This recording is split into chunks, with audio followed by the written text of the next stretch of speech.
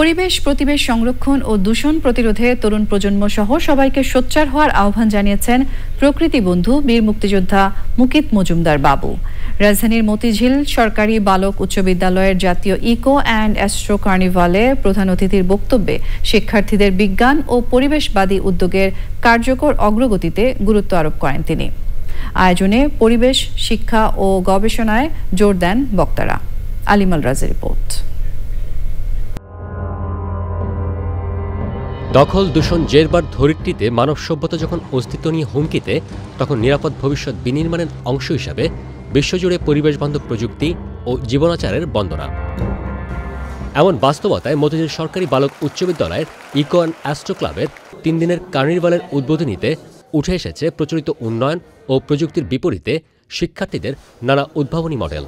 আমাদের দৈনন্দিন জীবনে তো আমরা অনেক ধরনের সমস্যার সম্মুখীন হই, যেগুলো হয়তো আমরা এখন সমস্যা চোখে না দেখলেও এটুকুলো আমাদের ভবিষ্যৎ ধ্বংসের মূল কারণ হতে পারে। উইন্ডমিলের সাহায্যে শক্তি সংগ্রহ করে অনেক পারমাণবিক বৈদ্যুতিক কেন্দ্রে আমরা বিভিন্ন ধরনের শক্তি সংগ্রহ করে ওটি দিয়ে অনেক শক্তি ব্যবহার করতে পারি। সেন্সরের মাধ্যমে ওয়াটার লেভেল ডিটেক্ট করে মাইক্রোকন্ট্রোলারে সিগন্যাল যায় যে ওয়াটার পাম্পটা বন্ধ করতে হবে। আমরা বিদ্যুৎ অপচয় রোধ করতে পারি এবং প্রাকৃতিক সম্পদকে সংরক্ষণ করতে পারি। নির্ধারিত আলোচনায় বক্তারা পরিবেশ শিক্ষার গুরুত্ব উল্লেখ করে শিক্ষার্থীদের আরও যুক্ত হওয়ার আহ্বান জানান। ছোট ছোট ছেলে মেয়েরা যে আমাদের এই পরিবেশের ইকো ক্লাব করেছে, তারা স্বতঃস্ফূর্তভাবে এই ধরনের একটা অনুষ্ঠানের আয়োজন করেছে।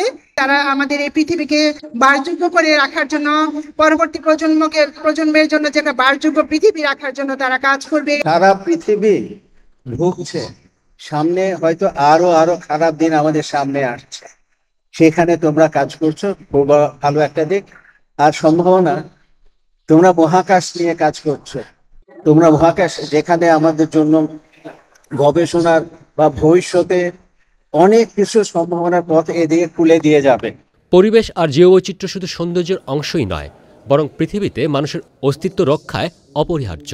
এমন বাস্তবতায় দূষণ রোধে সময়োপযোগী পদক্ষেপ ও আইনের কঠোর প্রয়োগে জোর দিয়েছেন প্রকৃতিবন্ধু বীর মুক্তিযোদ্ধা মুকিত মজুমদার বাবু। মানুষের এই যে নানা ধরনের কর্মকাণ্ড, এই কর্মকাণ্ডের কারণে কিন্তু আমাদের এই পরিবেশ প্রকৃতির উপরে কিন্তু অনেক চাপ পড়েছে, এবং এই যেই চাপটা কিন্তু দিন দিন বাড়ছে, কমছে না। নানা ধরনের প্রাণী হারিয়ে গেছে, গাছ হারিয়ে গেছে, জলাশয় হারিয়ে গেছে। এইগুলো হারিয়ে গেলে আমাদের কি ক্ষতি হয় আমরা কিন্তু সেভাবে বুঝতে পারিনি, এবং সেটা কিন্তু আজকে আমরা হারে হারে বুঝতে পারছি। যত বেশি আমরা সবাই মিলে আলোচনা করব, তাহলেই কিন্তু সবাই জানবে। সচেতনতার বিকল্প নাই, এবং তার পাশাপাশি কিন্তু আইনের প্রয়োগও লাগবে। আমরা আসো একসাথে হাতে হাত মিলিয়ে সামনে এগিয়ে যাই এবং বাংলাদেশের পরিবেশ প্রকৃতিকে ভালো রাখি। কারণ এটা শুধু ভালো রাখার জন্যই ভালো রাখা না, এটা ভালো রাখার মধ্যে কিন্তু তোমরা নিজেরাও ভালো থাকবে, ভবিষ্যৎ প্রজন্মও ভালো থাকবে, এই দেশটা ভালো থাকবে। দীর্ঘমেয়াদে দূষণ ও প্রকৃতি ধ্বংসের ফল বিবেচনায় ঐক্যবদ্ধ আন্তর্জাতিক উদ্যোগ না নিলে বিপর্যয়কর পরিস্থিতি রোধ করতে পারবে না মানব সভ্যতা। আলিমাল রাজি, চ্যানেল আই, ঢাকা।